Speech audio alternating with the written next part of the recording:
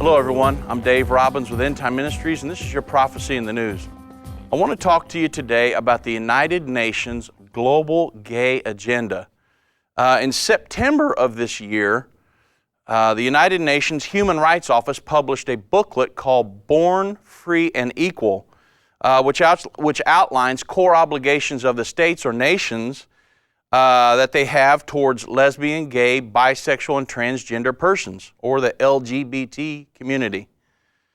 And a lot of times what they'll try to do is slide things like these under the radar, and then they get implemented later on, and everybody looks up and goes, what in the world just happened? Where did this come from?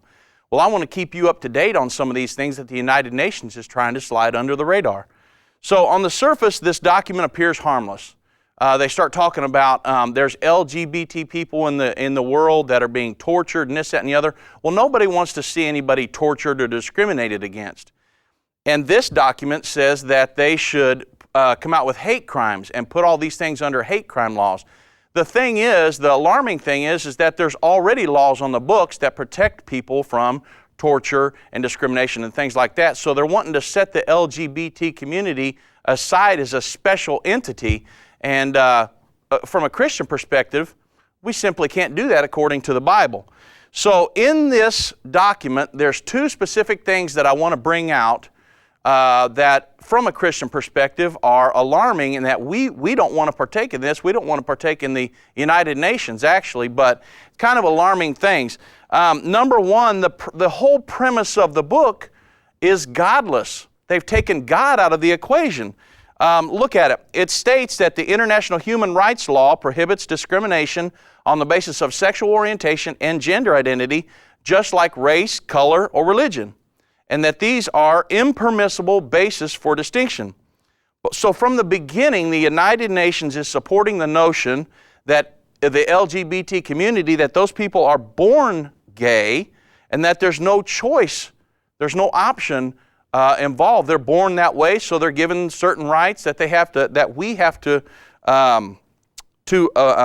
appoint to them. So this is unbiblical in the fact that people are not born gay. It's never been scientifically proven, ever, not one time, that people are born gay. I know people have written a lot of articles trying to prove that, but it's never. If you really do your research, there's no research out there that proves somebody was born gay. Furthermore, God would not create someone to be gay and then send them to hell for that and judge them for it. It's simply not possible. If you believe the Bible, then you can believe people are not born gay. If you take God out of the equation, then these thoughts can start entering in. And that's the whole premise of this book called Born Free and Equal, put out by the United Nations.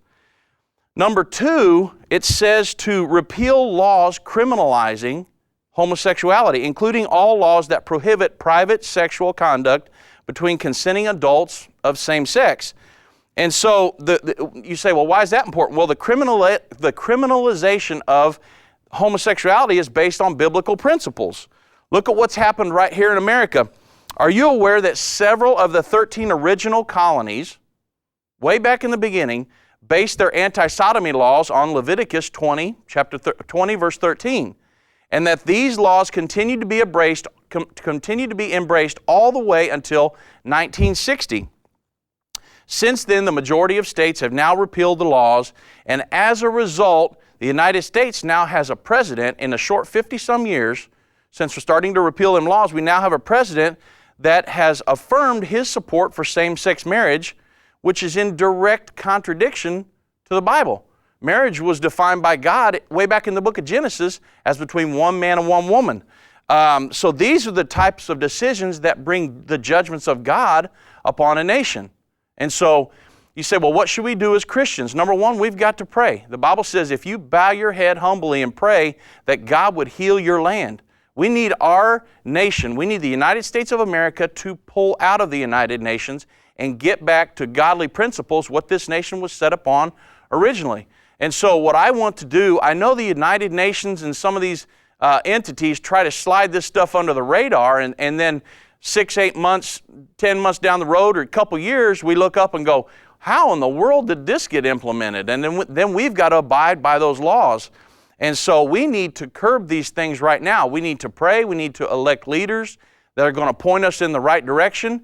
And so just wanted to keep you up to date on what's going on in the global governance aspect of the world right now, because it's happening. The Bible says it's going to happen, and we can see it happen now.